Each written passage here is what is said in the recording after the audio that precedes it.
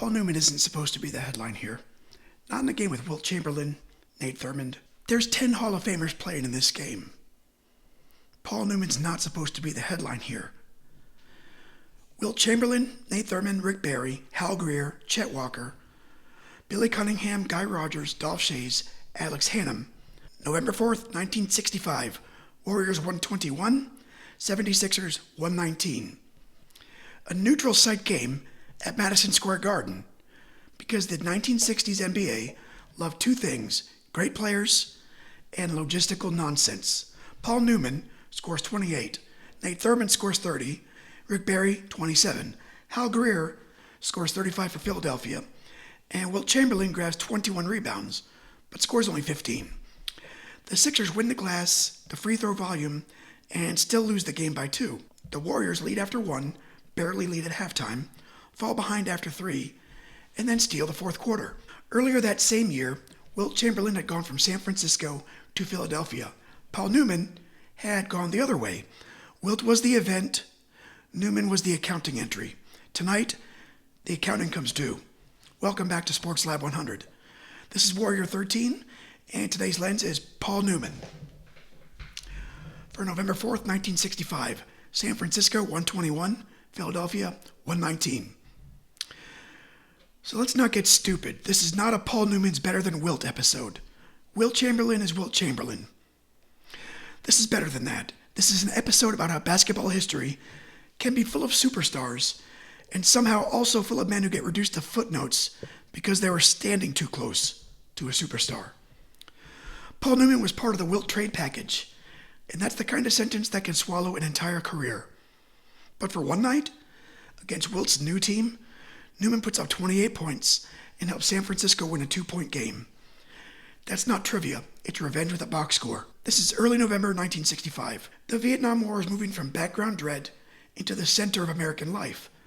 On November 4th itself, Dickie Chappelle, a pioneering American photojournalist, is killed in Vietnam, becoming one of the first American female war correspondents to die in combat. 2 days earlier, Norman Morrison set himself on fire outside the Pentagon in protest of the war. The Northeast blackout would knock out power for around 30 million people across parts of the United States and Canada. So this game is sitting in a world that feels like it's getting louder, stranger, and less stable every week.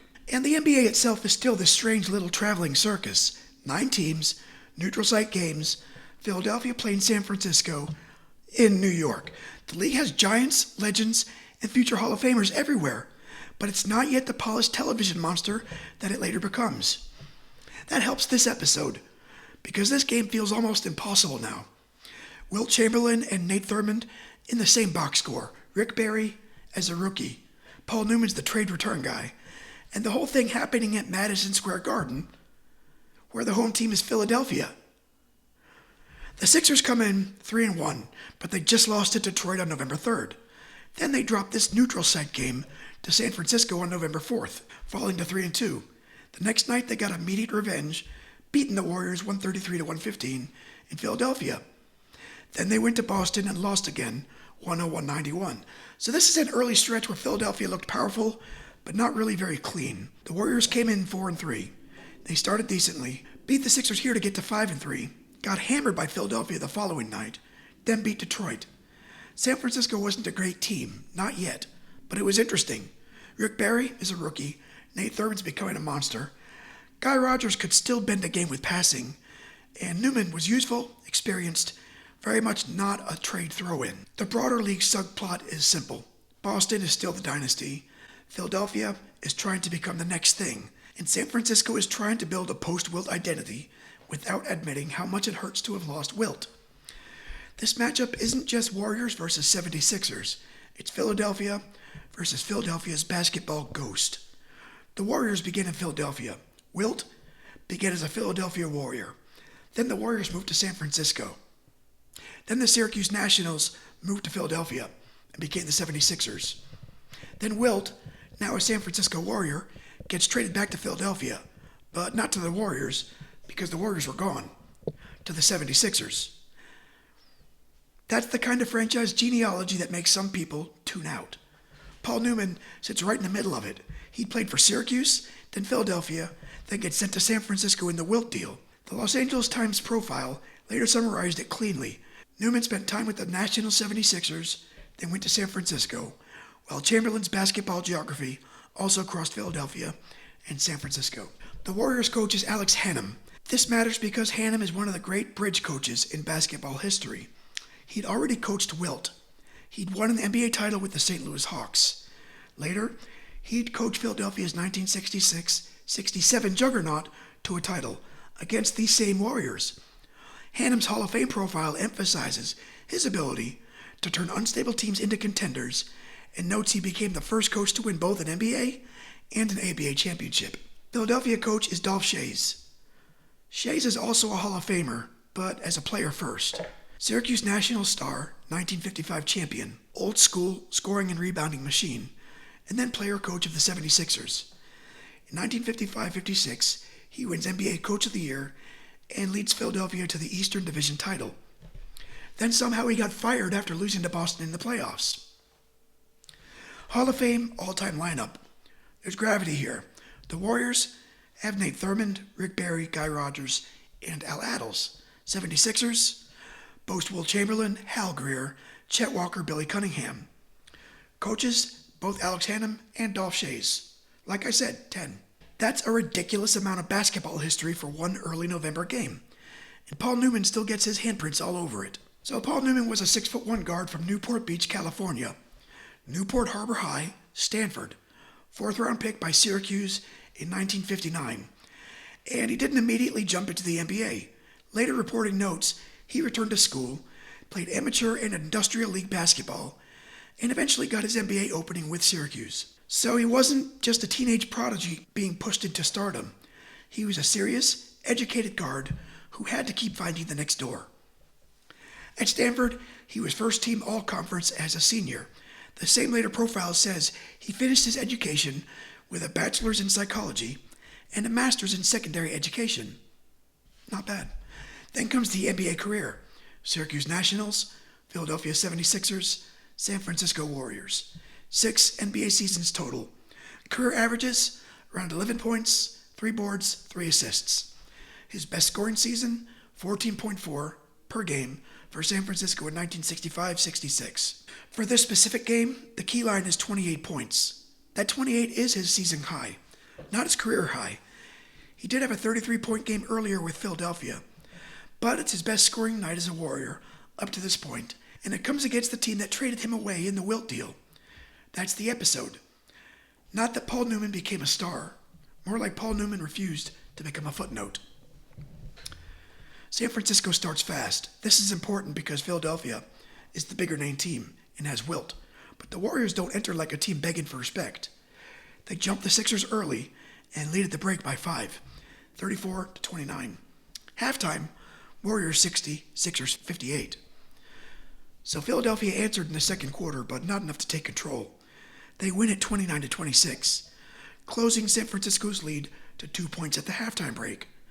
So this game isn't remembered as a blowout, a fluke, or one guy catching fire for one quarter. It's tie boxing in a phone booth. Philadelphia wins the third, 34-29, and that's an expected turn. This is where Wilt's team should take the game. Hal Greer's cooking, Chet Walker and Wally Jones are giving them points. Wilt isn't scoring like peak Wilt, but he's dominating the glass. The Sixers have the okay, enough of this quarter. And this is the steal. Down 3 after 3, the Warriors win the final quarter by 5, 32-27, thus winning the game by 2, 121-119.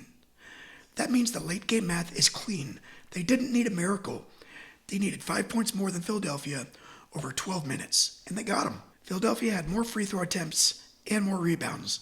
San Francisco had better shot making and better balance. And in a 2-point game, balance is not decorative, it's survival. For the Warriors, this is an identity win. They're not going to replace Wilt with one guy. That's impossible. The only way forward was committee basketball. Thurmond as the interior anchor, Barry as the young scoring meteor, Rogers as the passer, and Neumann as the veteran guard who could burn you. Masheri and the rest filled the gaps.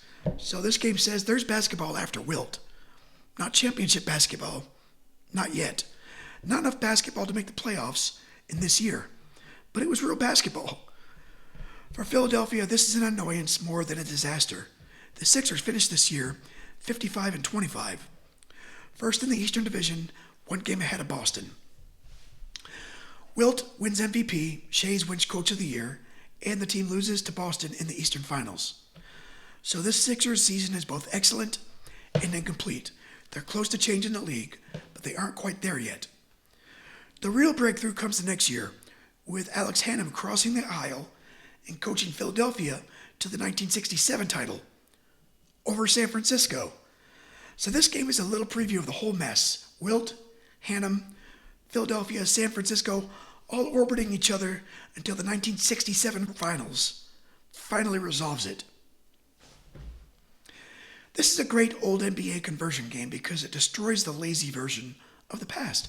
People think old basketball is just grainy footage and inflated Wilt numbers. Then you look at this box score and realize, no, this league was weird, fast, intimate, and overloaded with personality. A new fan gets a neutral site game at Madison Square Garden, Wilt versus Thurmond, rookie Rick Barry, a trade revenge subplot, Hal Greer dropping 35, a 2-point finish, and a forgotten guard putting 28 on his old organization. That's not homework, that's a door. We have to imagine the postgame because coverage wasn't the same in the 60s as we've become used to today. The imagined question was obvious to me. Paul, does this mean more because it came against Philadelphia?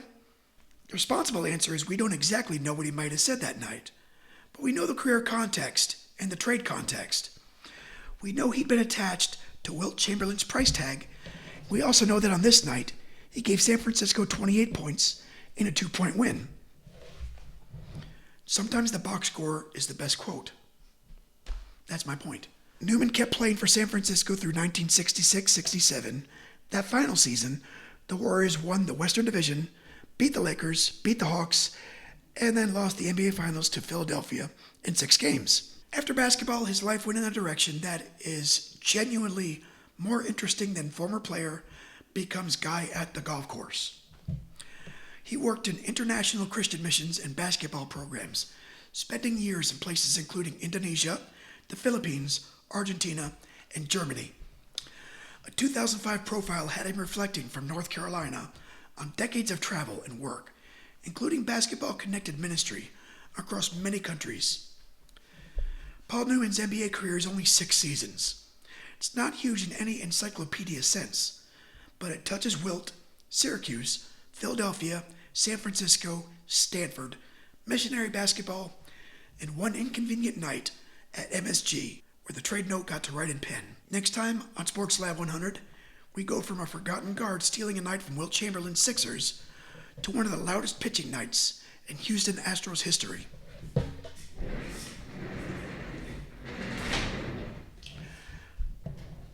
Astro 38, Mike Scott. September 25th, 1986. No-hitter, division clincher, 13 strikeouts. The Astrodome losing its mind. And one of the great you-couldn't-script-it cleaner baseball games ever thrown. Scott beats the Giants 2-0 and clinches the National League West with a no-hitter. That's not a game, that's a baseball thunderclap. That's Warrior 10, Paul Newman. Not the star of the Wilt trade. Obviously not the centerpiece. Not the guy anyone builds the mythology around. But on November 4th, 1965, Paul Newman walked into a game full of Hall of Famers, then gave San Francisco exactly what it needed. 28 points, veteran nerve, and one clean win over the team that moved him out. Because sometimes history is written by giants. Sometimes it's written by the guy listed in the fine print. So thanks for watching.